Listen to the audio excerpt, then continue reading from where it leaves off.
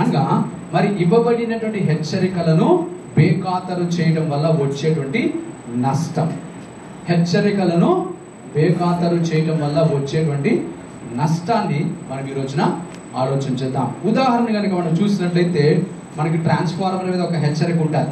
ఏమని ఉంటుంది? బాబు దీన్ని ముట్టుకోకండి, ముట్టుకుంటే ఏం మిగులుతాయి మీకు? ఒక పుర్రె 2 ఎముకలు మిగులుతాయి కదా. దాని మీద ఉంటుంది ఒక ఇన్స్ట్రక్షన్ కదా.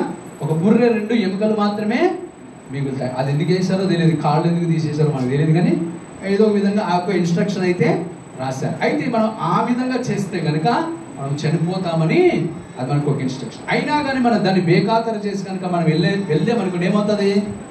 నిజంగానే ట్రాఫిక్ లైట్స్ ఉన్నాయి కదా, మనకు సిగ్నల్స్ ఇస్తాడు.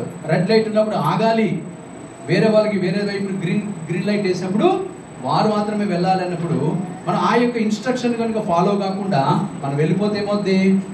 ఖచ్చితంగా వారు వీరు వెళ్ళినప్పుడు యాక్సిడెంట్ జరిగేటువంటి అవకాశం ఎంతైనా ఉంటుంది. తద్వారా ఇలాంటి నష్టం జరుగుతుంది. కానీ దీనిలో మనం గమనించుకోవాల్సినటువంటి విషయం ఏమిటి అని కనుక ఆలోచన చేస్తే, ఇవ్వబడినటువంటి ఇన్స్ట్రక్షన్స్, హెచ్చరికలు ఏవైతే ఉంటున్నాయో వాటిని మనము తూచా తప్పకుండా పాటించాలి. పాటించినప్పుడే మన జీవితంలో మనము మంచిని మన జీవితంలో అనుభవిస్తామనేటువంటి విషయాన్ని మనం ఇక్కడ తెలుసుకోవాలి. చూడండి, మీరు ఆ విధంగా కొన్ని హెచ్చరికలు కొంతమందికి ఇచ్చినట్టుగా మనము చూస్తాం. యెహోషువ గ్రంథము 6వ అధ్యాయము 16వ వచనం. యెహోషువ గ్రంథము 6వ అధ్యాయము 16వ వచనం చదవండి ఎవరన్నా. 7వ మారు యాజకులు బూరలు ఊదగా ఇలాగూ ఆజ్ఞ ఇచ్చాడు, కేకలు వేయుడి, యెహోవా ఈ పట్టణం మీకు అప్పగించుచున్నాడు.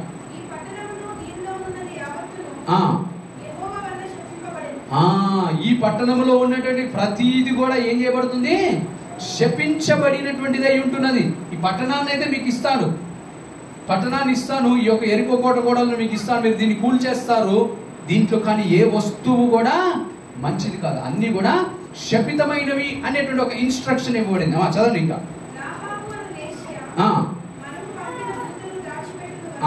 చదువు తర్వాత 21 వచ్చు. యెహోషువ గ్రంథం 7వ అధ్యాయం 21 వచ్చు చదవండి. 7వ అధ్యాయం 21 వచ్చు. 7వ అధ్యాయము 21 వచ్చు. దోపుడు సొమ్ములో ఒక మంచి షీనారు, పై వస్త్రమును, 200 తులముల వెండిని, 50 తులముల ఎత్తుగల ఒక బంగారు కమ్మిని నేను చూచి వాటిని ఆశించి తీసుకుంటే. చూసారా దేవుడు ఇక్కడ 6వ అధ్యాయంలో చూస్తే ఒక హెచ్చరిక చేయబడింది యెహోషువ చేత. ఏమంటున్నాడంటే, ఆ యొక్క దేశాన్ని మీకైతే దేవుడు ఇస్తాడు, కానీ ఆ దేశంలో ఉన్నటువంటి ప్రతి వస్తువు ఏమైపోయింది? శపించబడినటువంటి వస్తువు. శపించబడినటువంటి వస్తువులు కాబట్టి మీరు ఏం చేయకూడదు? దాన్ని తెచ్చుకోకూడదు, దానిని తెచ్చుకోకూడదు. ఆలోచించండి, కొన్ని సందర్భాల్లో కొన్ని శపించబడినటువంటివి ఉంటూ ఉంటాయి. ఆ శపించబడినటువంటి వాటిని మన ఇళ్లలోకి తెచ్చుకోకూడదు. వాటిని తెచ్చుకున్నప్పుడు మన ఇంట్లో ఏమవుతుంది? కీడు జరుగుతుంది, నష్టము జరుగుతుంది. కాబట్టి ఇక్కడ కూడా చెప్పబడింది ఏంటంటే, అక్కడ ఉన్నటువంటి వారందరికీ కూడా, దగ్గర ఉన్నటువంటి ప్రజానికం అందరికీ కూడా చెప్పబడింది ఏంటంటే, అయ్యలారా మీరు ఆ పట్టణాన్ని దేవుడు ఇస్తాడు, ఎరుకో పట్టణాన్ని మీకు ఇస్తాడు, కానీ దాంట్లో ప్రతి వస్తువు శపించబడింది కాబట్టి ఏది కూడా మీరు తీసుకోవడానికి వీలు లేదు అని అంటే, ఇక్కడ 7వ అధ్యాయం 27వ వచనంలో ఆకాన్ ఏమంటున్నాడు? నేను శపించబడిన వాటిలో కొన్ని తెచ్చుకున్నాను, బంగారాన్ని తెచ్చుకున్నాను, వెండి తెచ్చుకున్నాను, కొన్ని బట్టలను తెచ్చుకున్నాను. ఈ విధంగా చేసిన కారణం చేత ఏమైందో తెలుసా? వీరు తెలిపిల్లరా ఒక సందర్భంలో ఆయి అనేటువంటి పట్టణానికి వారు యుద్ధానికి వెళ్లాల్సి వచ్చింది. అక్కడ ఉన్నటువంటి ప్రజల్ని చూశారు. చూసిన తర్వాత వారు ఒక రిపోర్ట్ తెచ్చారు. రిపోర్ట్ తెచ్చినటువంటి దాంట్లో ఏముందంటే, అక్కడికి మనం ఎక్కువ మంది వెళ్లాల్సిన అవసరం ఏమీ లేదు, ఒక 3000 మంది వెళ్ళి మనం వారిని జయించవచ్చు. వారు తక్కువ జనాంగమే ఉన్నారు కాబట్టి 3000 మంది కనుక వెళ్తే వారిని ఈజీగా జయించవచ్చు. అంటే వెళ్ళినటువంటి వారు ఏమాత్రము జయం పొందకుండా సుమారుగా 30 మంది పైబడి అక్కడ ఏమయ్యారట? హతమార్చబడ్డారు. అప్పుడు యెహోషువ బట్టలు చింపుకొని ఏడుస్తున్నాడు. ఏమిటయ్యా, నువ్వు మాకు అన్ని సందర్భాల్లో విజయాన్ని ఇస్తానన్నావు, నన్ను ధైర్యపరిచినటువంటి వాడవు, ఇప్పుడేంటి మాకు అపజయం కలిగింది అని బాధపడుతున్నటువంటి సందర్భంలో అప్పుడు దేవుడు తనతో మాట్లాడతాడు. ఏమని మాట్లాడతాడంటే, మీలో ఒకడు శాపగ్రస్తమైనటువంటి వాటిని తెచ్చుకున్నందుకు కారణము చేత ఇలాగ మీరు ఓడిపోయారు అని యెహోషువకు దేవుడు తెలియజేసినప్పుడు దేవుడునా అప్పుడు యెహోషువ చీటీలు వేస్తాడు. చీటీలు వేసి చేసినప్పుడు దేవుడు కూడా నిర్ణయం ఇచ్చి ఏం చేస్తాడు, అది తుదకు ఎవరి పేరు మీద వస్తుందంటే ఆకాను అనేటువంటి ఒక వ్యక్తి పేరు మీద వస్తుంది. అప్పుడు యెహోషువ పిలుస్తాడు, ఆకాను ఏంటన్నా నీ పేరు వచ్చింది, ఏమన్నా చేసావా, తప్పు చేసావా, ఏమన్నా ఉంటే చెప్పు, దేవుడి దగ్గర ఒప్పుకో అన్నప్పుడు అతడు నన్ను ఏం చంపరు అని అనుకుని ఏం చేశాడు, చెప్పేశాడు, అయ్యా నేను ఇలా చేశాను కాబట్టి నన్ను బట్టే ఈ దోషము జరిగింది, కాబట్టి నన్ను బట్టే మీరు ఓడిపోయారు యుద్ధంలో అని ఆకాను ఒప్పుకున్నప్పుడు అప్పుడు ఏం చేశారు తెలుసా, యెహోషువ ఆకాను ఒక్కడనే కాదు తన ఇంటి వారినందరినీ తీసుకొచ్చాడు, తనకున్నటువంటి పశు సంతతి అన్నిటినీ తీసుకొచ్చాడు, అన్నిటినీ తీసుకొచ్చి లోయలో వారిని త్రోసివేసి రాళ్లతో కొట్టి వారినందరినీ చంపివేశారు. చూడండి దేవుళ్ళనా, ఒక ఇన్స్ట్రక్షన్ ఫాలో కానందుకు కదా, ఒక హెచ్చరికను వారికి ఇవ్వబడినటువంటి ఒక జాగ్రత్తను వారు ఫాలో కానందుకు, దాన్ని పాటించని కారణము చేత ఏం జరిగింది, తన జీవితం మీదకే నష్టం తెచ్చుకోలేదు కానీ తన కుటుంబం అంతటి మీదకి నష్టాన్ని తెచ్చాడు, తన ఆస్తి అంతటి మీదకి నష్టాన్ని తెచ్చాడు. అదే కాకుండా తాను చేసినటువంటి ఆ తప్పుడు పనికి తన వారైనటువంటి సొంత వారైనటువంటి ఇశ్రాయేలీలు కూడా కొంతమంది చనిపోయేటువంటి పరిస్థితి కలిగింది. దేవుళ్ళని కాబట్టి మనం ఆలోచన చేయాల్సింది ఏంటంటే, దేవుడు కొన్ని సందర్భాల్లో మనకి ఇన్స్ట్రక్షన్స్ ఇస్తాడు. దేవుడు కొన్ని సందర్భాల్లో ఏం చేస్తాడు, ఇన్స్ట్రక్షన్స్ ఇస్తాడు. మనం అక్కడికి వెళ్ళొద్దు అని అంటే వెళ్ళకూడదు, వెళ్ళాలి అంటే వెళ్ళాలి. ఆ విధంగా దేవుడు కొన్ని సందర్భాల్లో మనకి చెప్పినప్పుడు మనం వెళ్ళకూడనటువంటి చోట్లకు కూడా మనం వెళ్ళినటువంటి వారమైతే మన జీవితంలోకి ఇలాంటి నష్టాన్ని తెచ్చుకుంటాం, అలాంటి నష్టాన్ని తెచ్చుకుంటాం. దేవుడు కొన్ని సందర్భాల్లో దేవుడు తెలియజేస్తాడు, వెళ్ళవద్దు అంటాడు, అక్కడికి మనం వెళ్ళనే వారు మా బంధువులండి, వెళ్ళకపోతే బాధపడతారని నేను అనుకుంటే వెళ్ళామనుకో ఏమవుతుంది, తర్వాత నీ బంధువులు అనేసి వారు తర్వాత ఇది అవుతుందేమో కానీ నీ ఇంటిలోకి నువ్వేం తెచ్చుకుంటావు, శాపాన్ని తెచ్చుకుంటావు. వాటి దగ్గర మనం జాగ్రత్త కలిగి ఉండాలి. మన దినాన ఏదైతే విషయం ఉంటున్నదో దేవుడిన మనం గమనించుకున్నట్టయితే అమ్మ ప్రవచించింది ఈ విషయాన్ని, అంకులు ఆ విధంగా చనిపోతారని. మేము ట్యూస్డే రోజు వెళ్ళాం వాళ్ళ ఇంటికి ప్రార్థన చేయడానికి, వారు బ్రతిమాలుతుంటే వెళ్ళాము. వెళ్ళిన తర్వాత ప్రార్థన చేశాను, అమ్మ నోటి నుంచి ప్రవచనం వచ్చింది, కుమారుడా నువ్వు సిద్ధపడు అని ప్రవచనం వచ్చింది. కుమారుడు నువ్వు సిద్ధపడు అని ప్రవచనం వచ్చినప్పుడు ఆ వ్యక్తి ట్యూస్డే రోజు వెళ్ళాము, వెన్స్డే రోజు మాత్రం ఆయన ఉన్నాడు, థర్స్డే రోజు ఆయన చనిపోయాడు.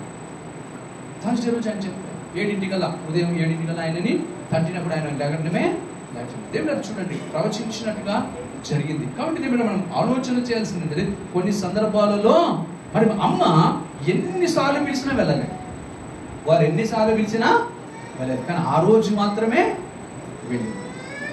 ఆ రోజు మాత్రమే ఎందుకు వెళ్ళింది, దేవుడు తనతో వెళ్ళమన్నాడు కాబట్టి వెళ్ళింది కదా, వెళ్ళమన్నాడు కాబట్టి వెళ్ళింది.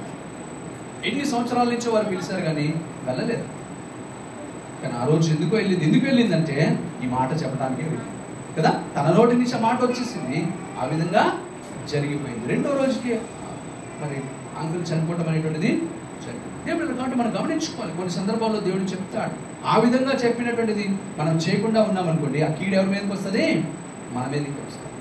చెప్పకుండా మనం ఏది చేయకూడదు. అందుకొరకే మేము కూడా కొన్ని సందర్భాల్లో వీళ్ళకి ఎందుకు రాము అని అంటే అదే, దేవుడు చెప్పందే మేము రాము, దేవుడు చెప్పినప్పుడే వస్తాం. కాబట్టి దేవుడు మనం గమనించుకోవాల్సిన విషయం ఏంటంటే, చెప్పకపోయినప్పటికీ కూడా వచ్చామనుకోండి మన జీవితంలో కొన్ని సందర్భాలు ఇలాంటి నష్టాన్ని తెచ్చుకుంటాం. కాబట్టి ఇక్కడ ఆకాను అనేటువంటి వాడు తను చెప్పినటువంటి ఇన్స్ట్రక్షన్ ఫాలో కానందు వలన తనొక్కడే చనిపోలేదు కానీ తన ఇంటి వారందరూ కూడా చనిపోయారు.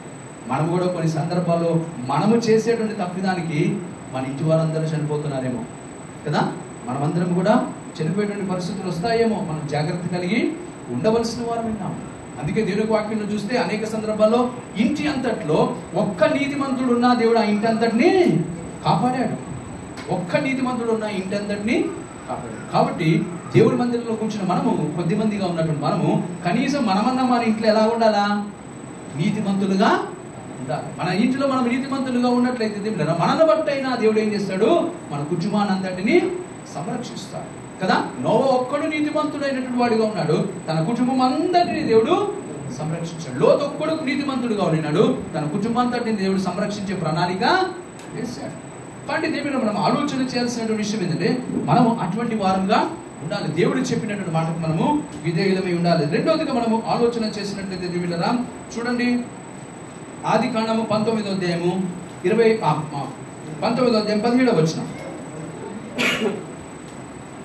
ఆది కాండము 19వ అధ్యాయం 17వ వచనం చదవమ్మా.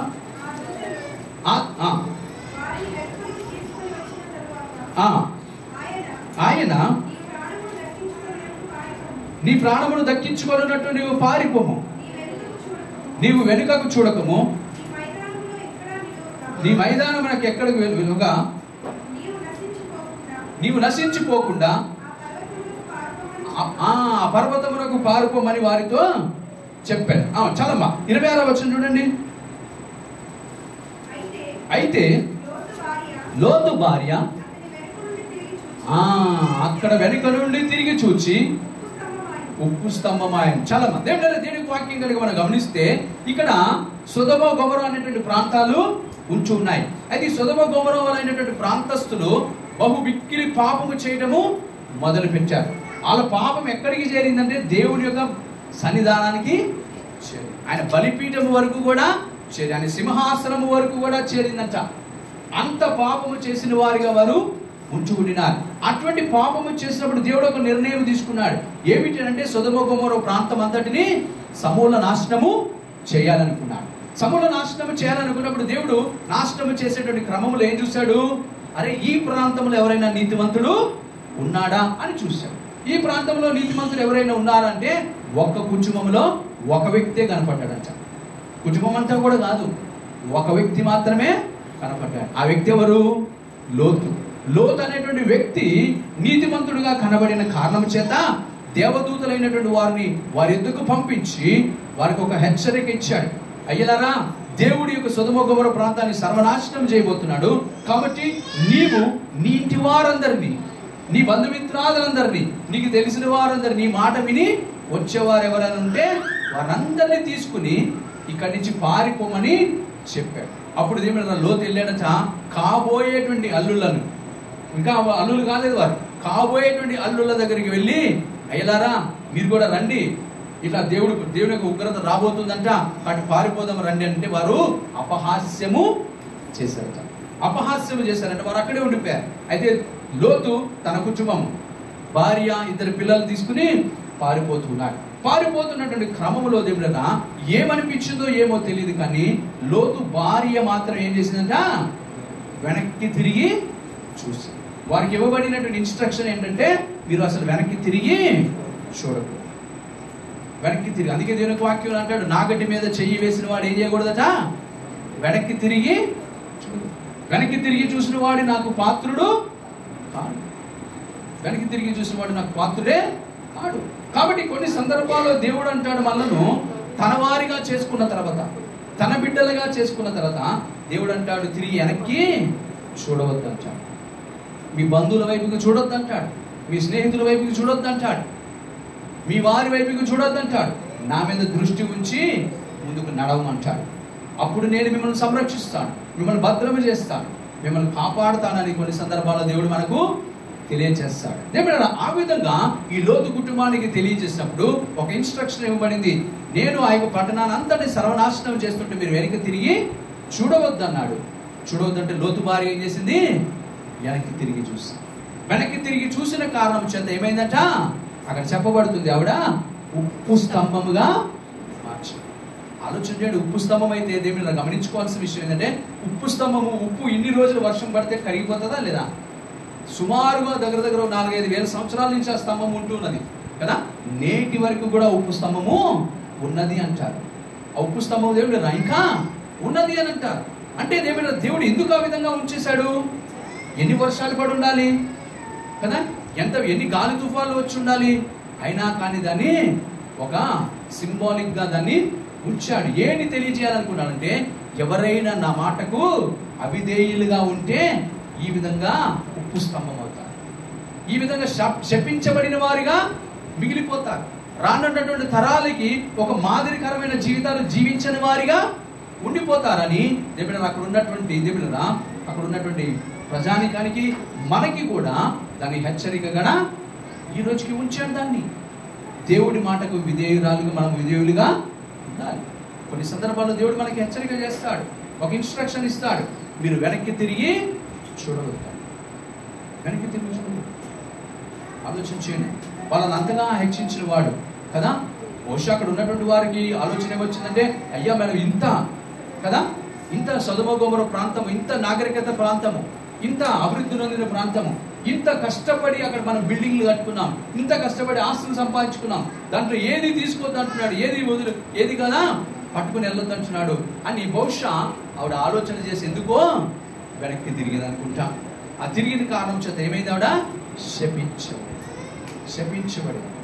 ఇప్పుడు ఆలోచించు, ఆ సందర్భంలో ఏమైనా లోతు తన కుటుంబస్తులు మాత్రం వెనక్కి తిరిగారా? తిరగలేదు. ఎందుకు తిరగలేదంటే తిరిగితే వారు కూడా అలాగే స్తంభం అయిపోతారు. అంటే దేవుడు గమనించుకోవాల్సింది, కొన్ని సందర్భాల్లో దేవుడు నీకు ఇన్స్ట్రక్షన్ ఇచ్చినప్పుడు అది దాన్ని ఫాలో అవ్వాలి. ఇంట్లో ప్రతి ఒక్కరు కూడా దాన్ని ఫాలో అవ్వాలి, ఎవరికి వారిగా వారు ఫాలో అవ్వాలి. తప్పిస్తే వారు ఆ విధంగా కనుక చేయకపోతే దేవుడు వారి జీవితంలో నష్టాన్ని కొని తెచ్చుకుంటారు. కాబట్టి దేవుడు ఒక ఇన్స్ట్రక్షన్ ఇవ్వబడింది. మనం చూస్తాము, మనం గమనించుకున్నట్లయితే ఇక్కడ మరి ఒక విషయం కూడా మనకు అందరికీ తెలుసు. ఆది కాండములో ఆదామవ్వలైనటువంటి వారికి కూడా దేవుడు ఒక ఇన్స్ట్రక్షన్ ఇచ్చాడు. ఏమని ఇచ్చాడు? అన్నిటిని తినండి కానీ ఏం తినద్దు, ఈ మధ్యలో ఉన్నటువంటి ఒక పండును మాత్రము, ఈ చెట్టుకున్నటువంటి పండును మాత్రమే మీరు తినొద్దు అన్నటువంటి ఒక ఇన్స్ట్రక్షన్ ఇస్తే దేవుడు వారు ఏం చేశారు? అన్ని పండ్లు వదిలేసి ఎందుకో ఆ పండు చుట్టే తిరుగుతూ ఉంటాడు ఆవిడ కదా. ఆ పండు చుట్టే తిరుగుతా ఉంది, ఆ చెట్టు చుట్టే తిరుగుతా ఉంది. దేవుడు ఎందుకు చెప్పాడో అన్నట్టుగా ఆలోచించండి. కొన్ని సందర్భాల్లో దేవుడు మనల్ని కొన్ని ఇన్స్ట్రక్షన్స్ ఇచ్చిన తర్వాత అక్కడికి వెళ్ళొద్దు అన్న తర్వాత మనం ఏం చేయకూడదు, నేను దూరం నుంచి చూస్తాను, నేను ఏం చేయను అన్నట్టుగా వెళ్ళిపోకూడదు కదా. ఒకసారి యేసన్న గారు ఇలాగే చెప్పాడట. ఒక వ్యక్తిని ఎంతో కష్టపడి ఒక వ్యక్తిని రక్షించారట.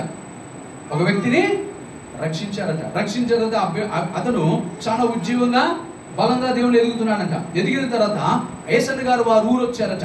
యేసన్న గారు వారు ఊరు వచ్చినప్పుడు అక్కడ ఉన్నటువంటి వాడికి ఆనందం పట్టలేక ఏం చేశాడు, అయ్యా మీరు ఉండండి, మీరు ఇక్కడ ఉండండి, నేను మా వాళ్ళందరూ తాగుబోతులందరూ ఆడ కూర్చున్నారు, ప్యాకెట్ ఆడే వాళ్ళందరూ కూర్చున్నారు, వాళ్ళందరినీ కూడా తీసుకొస్తానని చెప్పి ఆయన కూర్చోబెట్టి ఈయన వెళ్ళాడట.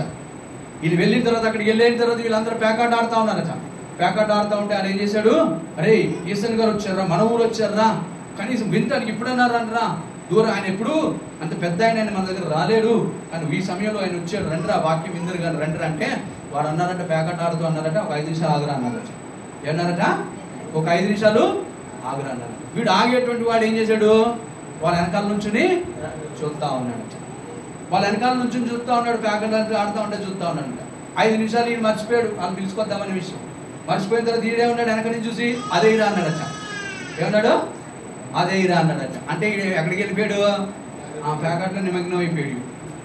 ఈయన కూడా ప్యాకెట్లో నిమగ్నం అయిపోయాడు. అదే ఇరా ఇదే ఇరా 2-3 సార్లు చెప్పేసరికి వాళ్ళు ఏమన్నారట, అరే నువ్వు బాగా ఆడుతున్నారా కూర్చోరా అన్నారట. ఏం చేశారట?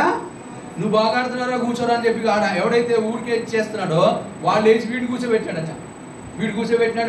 కూర్చుని ఆడుతూ ఏం చేశాడట, అరే ఆ బీడీ నాకు ఇవ్వరా అన్నాడట. ఏమన్నాడట? ఆ బీడీ నాకు ఇవ్వరా. ఈడు ఏం మర్చిపోయాడు? యేసన్న గారిని మర్చిపోయాడు, తన జీవితాన్ని మర్చిపోయాడు, రక్షించబడినటువంటి జీవితాన్ని అంతటిని మర్చిపోయి కూర్చుండిపోయాడు. అంత అయిపోయిన తర్వాత వాళ్ళు అన్నారట, నువ్వేం రక్షించబడ్డావురా అన్నారట. ఏమన్నారు? నువ్వేం రక్షించబడ్డావురా, నువ్వు ఇంకా ప్యాకెట్ ఆడుతున్నావు కదా, ఇంకా బీడీలు తాగుతున్నావు కదా, ఇంకా నువ్వు త్రాగుడే తాగుతున్నావు కదా, ఇంకా నువ్వు రక్షించబడింది ఏముంది, పోరా సన్నాసం చెప్పి వాడు పంపిస్తాడు. ఆలోచించే అంటే దేవుడు గమనించుకోవాల్సిన విషయం ఏంటంటే, కొన్ని సందర్భాలలో మనము వెళ్ళకూడని చోట్లకు మనము వెళ్ళకూడదు. చోట ఇన్స్ట్రక్షన్స్ ఇస్తాడు. మనం ఈ రోజున ఉన్నాము, ఈ ప్రాంతంలో దేవునికి సేవర్థన చేస్తున్నాం, అలా అని చెప్పి ఇక్కడ దగ్గరలో ఎక్కడో మందు షాప్ ఉందని చెప్పి అక్కడ వెళ్ళిపోయి వాక్యం చెప్తామా? చెప్పకూడదు మనం. ఎందుకంటే మనకంటే కొన్ని వేల దురాత్మలు ఉంటాయి. ఏముంటాయి? కొన్ని వేల లక్షల కొన్ని దురాత్మలు ఉంటాయి. అక్కడికి వెళ్ళి మనం వాక్యం చెప్పేమనుక ఏం చేస్తాయి? అన్ని మనల్ని పట్టుకుంటాయి. కాబట్టి మనం ఏం చేయకూడదు, కొన్ని చోట్లకు మనం వెళ్ళకూడదు. అది దేవుడు చెప్పేంత వరకు కూడా మనం వెళ్ళకూడదు. ఆ దేవుడు చెప్పినప్పుడు కూడా కొంత అడగాల, అయ్యా మరి నీ కాపుదలు ఉంచదా, నన్ను వదిలేసి వెళ్ళిపోతావా అని మనం ఆయన అడిగి ఆయన కూడా మనం తోడుకుని వెళ్ళాలి. అంతే తప్పిస్తే మనంతట మనం ఎప్పుడు వెళ్ళకూడదు. దేవుడు కాబట్టి గమనించుకోండి. కాబట్టి ఇక్కడ ఆదాము హవ్వలైనటువంటి వారు ఆ విధంగా వారికి ఇవ్వబడినటువంటి ఇన్స్ట్రక్షన్ ని పక్కకు పెట్టేశారు. పక్కకు పెట్టేసి దేవుళ్ళరా ఆ యొక్క పండు ఒక్కటే తినొద్దంటే దానినే తినాలనిపించిందట. దాన్నే తినాలనిపించి అవ్వమ్మ ఏం చేసిందట, ఆ పండు తినేసిందట. పండు తిన్న తర్వాత కంగారు వచ్చింది. కంగారు వచ్చి ఆయన దగ్గరికి పరిగెత్తి ఆయన ఎదురుపడితే అలా ఆయన్ని అడిగిందట, ఏంటంటే కంగారు పడుతున్నావు, ఎప్పుడు లేదు, దేవుడు మనకి ఎప్పుడు సంతోషమే కదా ఇచ్చాడు, ఆనందమే కదా ఇచ్చాడు అంటే, ఏమండి నాకు తెలియక నేను ఆ సాతానుడు ఆ పాము నన్ను మోసం చేయకుండా ఏం చేశాను, ఈ పండు తినేసి ఇంత పని చేసావా, ఇంత శాపాన్ని తీసుకొచ్చావా అని అక్కడ అన్నప్పుడు అక్కడ ఉన్నటువంటి ఆదాము అన్నాడట, నేనైతే తినను. ఏమన్నాడు మొదట్లో, ఏమన్నాడు, నేనైతే తినను, ఇది శపించబడినటువంటి దాన్ని కాబట్టి దేవుడు నన్ను తినొద్దన్నాడు కాబట్టి నేను తినొద్దంటే ఆవిడేమన్నదట, అంటే నేను చచ్చిపోతే నువ్వు ఇంకో పెళ్లి చేసుకుందామనా అన్నదట. ఏమన్నదట, నేను చచ్చిపోతే ఇంకో పెళ్లి చేసుకుందామని అన్నది. అప్పుడు ఆదాము అన్నాడట, నువ్వు చచ్చిపోతే ఇంకో పెళ్లి ఎక్కడ అవుతుంది, నిన్ను ఒక్కదాన్నే దేవుడు చేశాడు కదా, నిన్ను ఒక్కదాన్నే కదా భూమి మీద ఉన్నది, నువ్వు ఒక్కదాన్నే ఉన్నావు, ఇప్పుడు నువ్వు చచ్చిపోయావు అనుకో నేను ఒంటరి అయిపోతాను, ఇంకా నాకు పెళ్ళి ఎక్కడ జరుగుతుందంటే నీకు తెలియదులే అని ఆ అవ్వమ్మ ఏమందంట తెలుసా, నన్ను ఎలా తయారు చేశాడు, నీ ఒక ఎముక తీసి నీలోంచి ఒక ఎముక తీసి నన్ను తయారు చేశాడు, కాబట్టి నీకు ఇంకెన్ని ఎముకలు ఉన్నాయి, ఇంకా 11 ఉన్నాయి, నీకు ఎన్ని ఎముకలు ఉన్నాయి కదా, రిప్స్ అంటాం కదా, మనకి ఎన్ని ఉన్నాయి, ఒకవైపు 6 మరొక వైపు 6 ఉంటాయట. దేవుడు ఆలోచన చేస్తే అందులో ఒకటే కదా నన్ను తీసి చేశాడు అంటే నన్ను చచ్చిపోయిన తర్వాత ఏం చేస్తాడు దేవుడు, నీ కొరకు ఇంకొక అమ్మ ఉంది ఆమె తయారు చేస్తాడు. కాబట్టి అని నువ్వేం చేస్తున్నావు, ఈ పండు తింటలేదంట, ఈ పండు తింటాను, నేను చచ్చిపోయినా పర్వాలేదు కానీ నీకు మాత్రం ఇంకొక అమ్మాయి దొరుకుతుందని దేవుడు నీకు ఒక అమ్మాయిని తయారు చేసి ఇస్తాడని నువ్వు ఎదురు చూస్తున్నావా అని అంటే, అదే బాబు నేను అట్లాంటి కాదని ఆయన కూడా ఏం చేశాడట, సరే మన ఇద్దరం కలిసి చచ్చిపోదామని తినేసాడట. అది జరిగిన విషయం. దేవుడు ఆలోచన చేయండి. కాబట్టి దేవుడు గమనించుకోవాల్సినటువంటి విషయం ఏంటంటే తప్పు అలాగా జరిగిపోయింది. అంటే గమనించుకోవాల్సింది, ఒక్కరు తప్పు చేసి ఏం చేస్తున్నారు, మరొకరు కూడా తప్పులోకి లాగుతున్నారు, ఆలోచన చేయండి. కాబట్టి మన జీవితంలో వారిద్దరు చేసిన తప్పుకి ఎవరు ఇప్పుడు శిక్షణ అనుభవిస్తున్నారు, వారిద్దరు చేసిన తప్పుకి శిక్షణ ఎవరు అనుభవిస్తున్నారు, మనం అందరం అనుభవిస్తున్నాం కదా. పరలోకానికి వెళ్ళి ఎదురుపడితే ఏం చేస్తాం వాళ్ళని కదా, అసలు బూతులు ఆడొచ్చలేదో తెలియదు కానీ చెడబడి తిట్టేస్తాయేమో.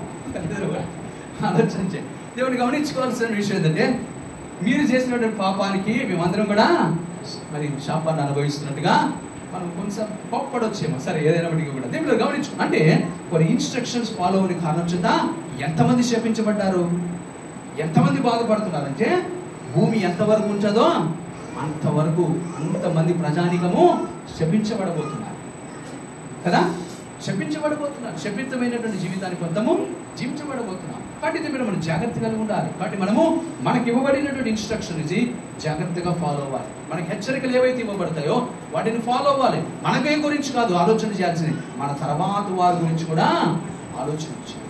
ఇది చేస్తున్నప్పుడు నా తర్వాతి వారికి ఏమైనా నష్టం కలుగుతుందా, నా తర్వాతి వారికి ఏమైనా కీడు కలుగుతుందా, నా తర్వాతి వారికి ఏమైనా జరుగుతుందా అనే ఆలోచన కలిగి మనము నిర్ణయాలు తీసుకోవాలి. వాటిని జాగ్రత్త కలిగి మనము ఉండవలసిన వారు విన్నది. చూడండి, ఇంకొక 1-2 మాటలు నేను చెప్పి ముగించేస్తాను. నేను చూసినట్లయితే లేవ్యాకాండము 10వ అధ్యాయం మొదటి నుండి వచ్చినారు. లేవ్యాకాండము 10వ అధ్యాయము మొదటి 2 వచనాలు చదవమ్మా.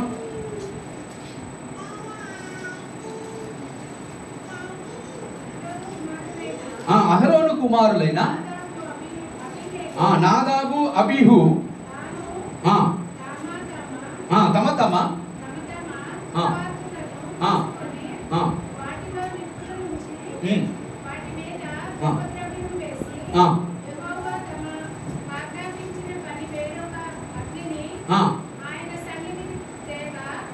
చూసారా, వారు వేరొక అగ్నిని దేవుని యొక్క సన్నిధానానికి తెచ్చారట. ఏం తెచ్చారట, వారికి ఒక పనప చెప్పబడింది. దేవుని మందిరంలో వారు ధూపార్పణము చేయవలసిన వారై ఉన్నారు. ధూపార్పణం చేయవలసినటువంటి వారైతే వారు ఆ పనిని పక్కకు పెట్టి వారు మరి ఒకటి అంటున్నారు కదా, వేరేది వారు తీసుకున్నారు. వారికి ఏదైతే చెప్పబడలేదో దానిని తీసుకుని దేవుని మందిరంలో వారు ధూపార్పణము చేయటము మొదలు పెట్టారు. చేసిన కారణము చేత ఏమవుతుందంట, వారిద్దరి మీదకి దేవుని యొక్క అగ్ని దిగి వచ్చి వారిద్దరిని కూడా దహించి వేసినటువంటి సందర్భాన్ని ఇక్కడ తెలియజేస్తుంది. దేవుడు కాబట్టి మనం గమనించుకోవాల్సిన విషయం ఏంటంటే, దేవుడి యొక్క మందిరములో దేవుడు ఇచ్చినటువంటి పని ఏదైతుందో ఆ పనిని మనం ఏం చేయాలా, నిర్వర్తించాలి, చక్కగా నిర్వర్తించాలి. అంతే తప్పిస్తే దేవుడు ఇచ్చినటువంటి ఆధిక్యతను మనము పక్కకు పెట్టి దానిని ఇష్టానుసారంగా వాడుకుంటాం. ఆ విధంగా ఇష్టానుసారంగా కనుక వాడుకుంటే దేవుడు ఏం చేస్తాడట, ఈ విధంగా అగ్నిని రప్పింపజేసి నాశనం చేస్తాడు. ఇద్దరు కుమారులు, మరి వీరిద్దరు ఎవరు అని అంటే అహరోను యొక్క కుమారులు, యాజకుని యొక్క కుమారులు, సేవకుని యొక్క కుమారులు. వారు దేవుడి సేవ సరైన రీతిగా చేయవలసినటువంటి వారు, కానీ వారు అలాగా చేయని కారణం చేత వారు శపించబడినటువంటి వారై వారి మీదకి అగ్ని దిగి వచ్చి వారు అక్కడికక్కడే మరణించినటువంటి సందర్భాన్ని మనం అక్కడ చూస్తున్నాం. దేవుడు కాబట్టి మనం గమనించుకోవాల్సింది ఏంటంటే, నీకు ఏ పని అయితే నీకు అప్పచెప్పబడిందో ఆ పనిని నీవు చేయాలి. ఆ పని నువ్వు సక్రమంగా చేయువాడుగా నువ్వు ఉండాలి తప్పిస్తే వేరేటువంటి పనులు మనము చేయకూడదు. నీకు చెప్పబడనటువంటి పనిని నీవు చెయ్యనే చేయు, వాటి జోలికి మనం వెళ్ళనే. కాబట్టి దేవుడు ఆ విధంగా చేసిన కారణం చేత మరి దేవుడు ఇక్కడ దైవ సేవకుని యొక్క కుమారునే మరణించినటువంటి పరిస్థితిని మనం ఇక్కడ చూస్తున్నాం అనేటువంటి విషయాన్ని ఇక్కడ మనము తెలుసుకుంటున్నాం. దేవుడు చూసినట్లయితే ఇంకొక మాట చూస్తే 1 సమూయేలు గ్రంథము 13వ అధ్యాయంలో ఈ యొక్క మాటలు ఉంటాయి. 1 సమూయేలు గ్రంథం 13వ అధ్యాయంలో అక్కడ వచ్చిన నాకు గుర్తులేదు కానీ అక్కడ ఏమైనా కనపడితే చూడండి. సౌలు మరి అక్కడ సమూయేలు యొక్క ఇన్స్ట్రక్షన్ ని ఫాలో కానటువంటి సందర్భాన్ని అక్కడ మనం చూస్తాం. మీకు ఎవరికైనా కనపడినట్లయితే ఒక మాట చదవడమ్మా. 1 సమూయేలు గ్రంథము 13వ అధ్యాయము. అక్కడ సమూయేలు మరి రాజు అయినటువంటి సౌలు మీద కోపపడతాడు.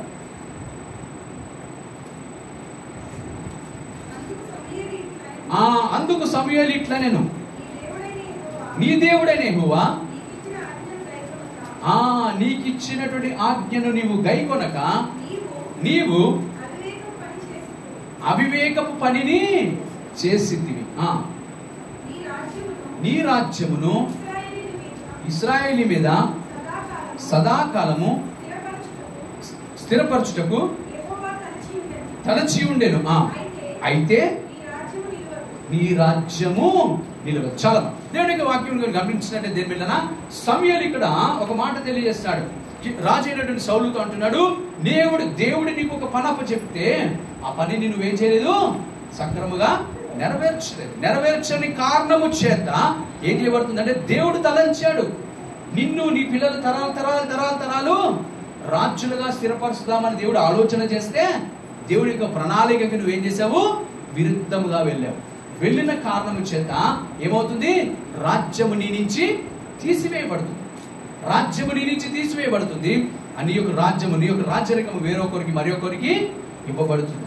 అంటే దేవుడు గమనించుకోండి, చెప్పబడినటువంటి ఒక ఇన్స్ట్రక్షన్ ఏదైతుందో అనినా ఇక్కడ సౌలు చేసినటువంటి పని ఏంటంటే, మరి తాను రాజు ఉన్నాడు కానీ యాజకుడి పని తాను చేయకూడదు, ఒక దైవ సేవకుడి పని తాను చేయకూడదు. అయితే దేవుడు సమూయేలు గురించి తాను వేచి ఉండకుండా, సమూయేలు రావాల్సి ఉంది, ఆ విధంగా ఆయన వేచి ఉండకుండా ఏం చేశాడంటే ఒక తప్పిదము చేశాడు. తొందరపడి తానే నిర్ణయం తీసుకున్నాడు. దానికి కారణం చేత ఆ విధమైనటువంటి తప్పిదము జరిగిపోయింది.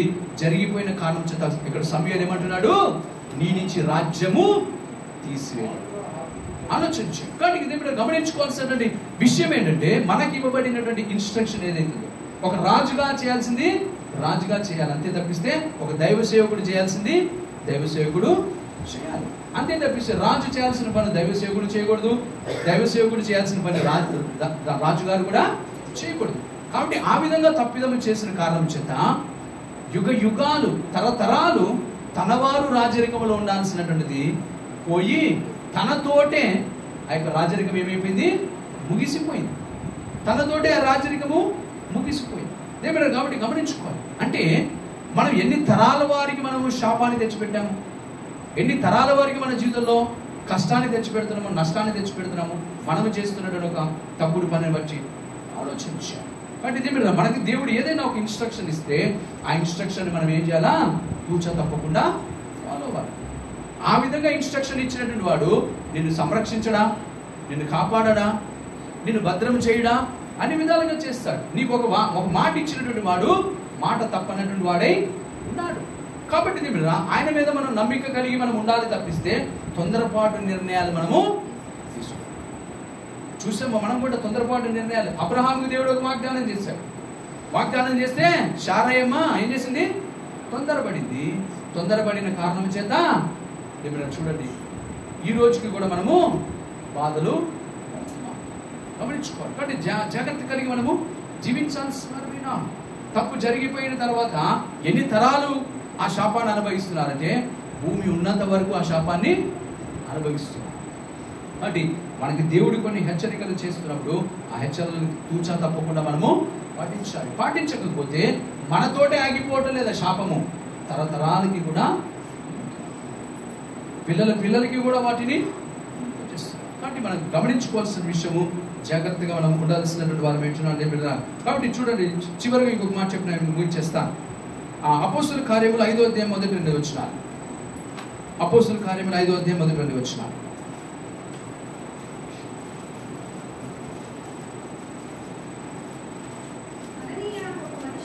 అననీయ అనే ఒక మనుషుడు తన భార్య అయిన సఫీరాతో ఏకమై పొలం అమ్మెను.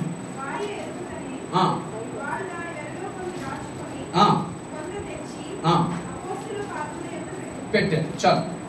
ఇక్కడ ఉన్నటువంటి అంశం కనుక మనం ఆలోచన చేస్తే అననీయ సఫీరా అనేటువంటి ఇద్దరు ఉన్నారు. వారు కుటుంబస్తులైనటువంటి వారికి ఒక హెచ్చరిక చేయబడినటువంటి విషయం ఏంటంటే, సంఘములో ఒక హెచ్చరిక చేయబడింది అంటే, అయ్యలారా మీకు ఉన్నటువంటి ఆస్తులన్నీ అమ్మి అవన్నీ ఏ ధనమైతే ఎంతైతే వస్తుందో అదంతా కూడా అపోస్తుల పాదాల ఎదుట పెంచండి. ఆ విధంగా అందరము కూడా తెచ్చుకుందాం, అందరం కూడా తెచ్చి దేవుని యొక్క మందిరంలో పెడదాము, అపోస్తుల పాదాల దగ్గర పెడదామంటే అందరూ ఒప్పుకున్నారు. ఒప్పుకున్న తర్వాత మీరు ఏం చేశారట? అననీయ సఫీరాలు మాత్రము కొద్దిగా దాచుకుని దానిని పెట్టారు. దాచిపెట్టిన తర్వాత కొంత తీసుకుని వెళ్ళారు. కొంత తీసుకుని వెళ్ళి దేవుని పేతురు గారి దగ్గరికి వెళ్ళారు. వెళ్ళినప్పుడు పేతురు గారు ఏమన్నారు? ఆయన ఆత్మలో ఆ విషయాన్ని తెలుసుకున్నారు. ఆత్మలో తెలుసుకున్నారు. ఆ విధంగా తెలుసుకున్న కారణం చేత ఆయన ఏమంటున్నాడంటే, మీరు పరిశుద్ధాత్మ దేవుడు మీరు ఏం చేశారు? దుఃఖపరిచారు. పరిశుద్ధాత్మ దేవుడు మీరు దుఃఖపరిచిన కారణం చేత దేవుని యొక్క కోపము మీ మీదకి రగులుకుంటుంది అన్నప్పుడు దేవుడినా అక్కడ వెంటనే అక్కడ ఉన్నటువంటి అననీయ చనిపోయాడు. తర్వాత కొంతసేపటికి సఫీరా వచ్చింది. ఆ విధంగానే తను కూడా అబద్ధం ఆడింది.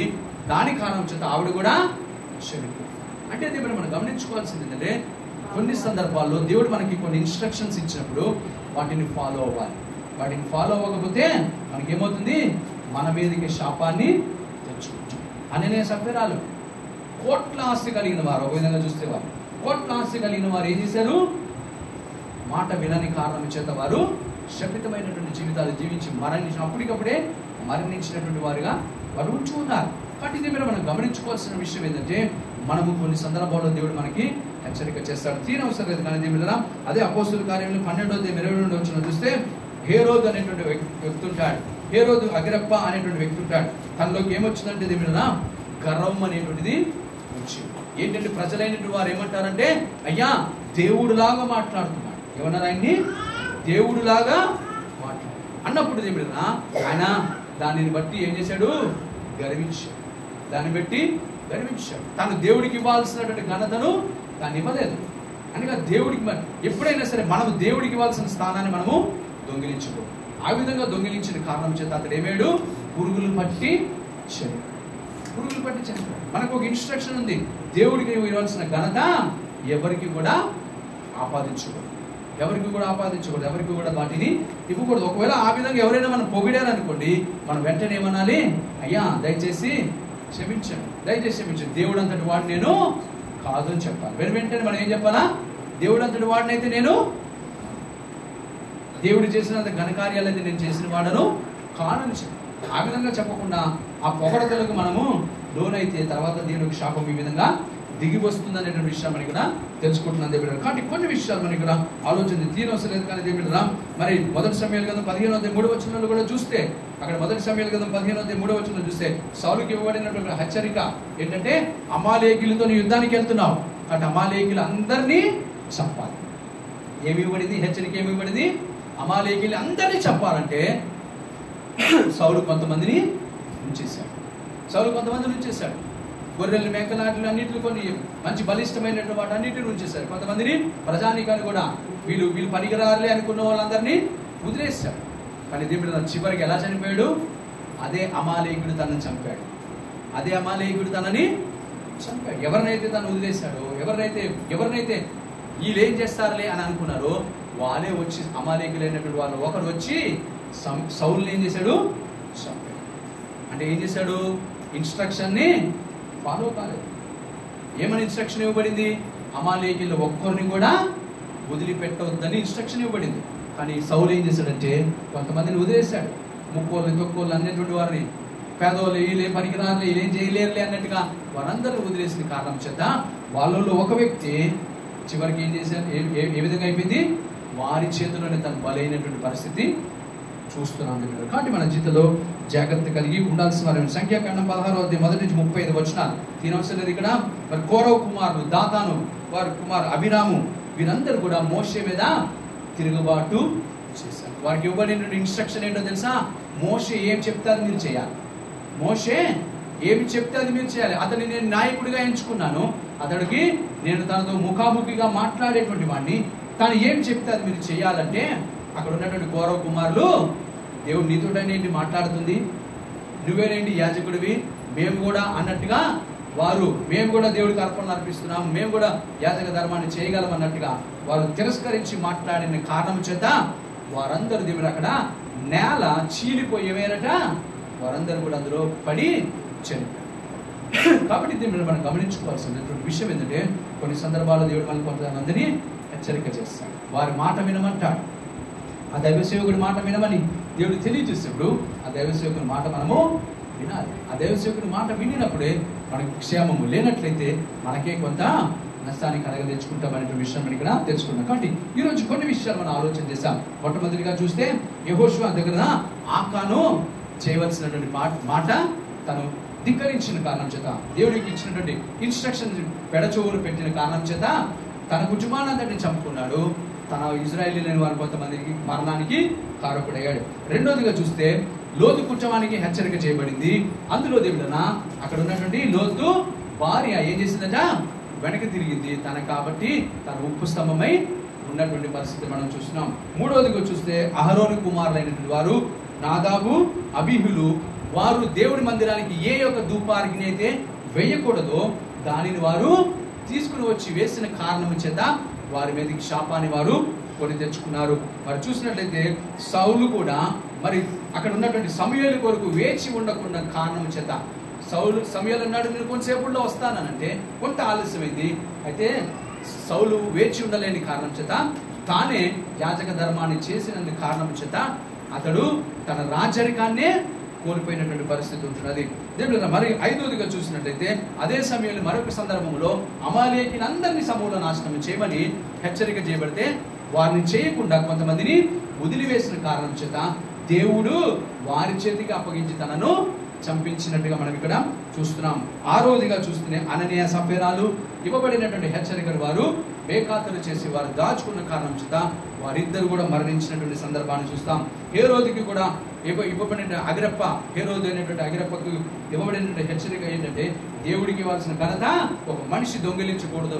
అయినప్పటికీ తాను దేవుడరా తనను ఆ దేవుడి యొక్క స్థానానికి ఎత్తినప్పుడు అతడు దానిని బేఖాతరు చేసి సంతోషించాడే తప్పిస్తే నేను ఆ స్థానానికి అర్హుడను కాదు అనేటువంటి విషయాన్ని తాను తెలియచేయని కారణం చేత తాను అక్కడ పురుగులు పట్టి చనిపోయినటువంటి సందర్భాన్ని మనం ఇక్కడ చూస్తున్నాం. చివరిగా మనం ఆలోచన చేస్తే సంఖ్యాకాండంలో చూస్తున్నాం, కౌరవ కుమారులు దాతాను అభిరాములైనటువంటి వారు మోషే మీద తిరగబడిన కారణం చేత వారందరూ కూడా నేల చీలిపోయి వారి కుటుంబస్తులందరూ కూడా మరణించినటువంటి సందర్భాన్ని మనం ఇక్కడ చూస్తున్నాం.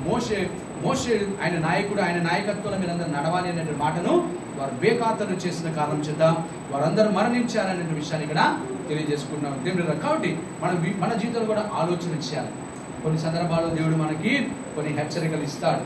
వాటిని మనం ఏం చేయకూడదు, బేఖాతరు చేయకూడదు, వాటిని పెడచెవును పెట్టకూడదు, వాటికి మనము విధేయత చూపెట్టాలి. ఆ విధంగా విధేయత చూపెడితే అది మనకు క్షేమం, అది మనకు భద్రత, అది మనకే కాదు మన కుటుంబానికి, మన బంధుమిత్రాదులకి అందరికీ కూడా అది క్షేమాన్ని కలుగ చేస్తుందనే విషయాన్ని మనం గుర్తెరుగుతూ జాగ్రత్త కలిగి దేవుడు ఇచ్చినట్టు ప్రతి ఇన్స్ట్రక్షన్ ఫాలో అవుదాం. అటు రీతిగా ఉండటకు పరిశుద్ధాత్మ దేవుడు సహాయం చేసి నడిపించును గాక. ఆమేన్. Praise the lord. అందరికీ వందనాలు.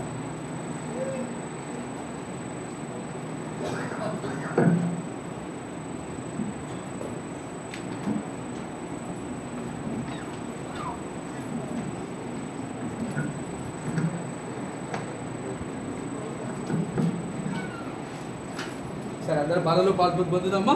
ప్రార్థన చేసుకుంటా ఉండండి. ప్రార్థన చేస్తుండండి. బలలో పాల్పొందేది వాళ్ళందరూ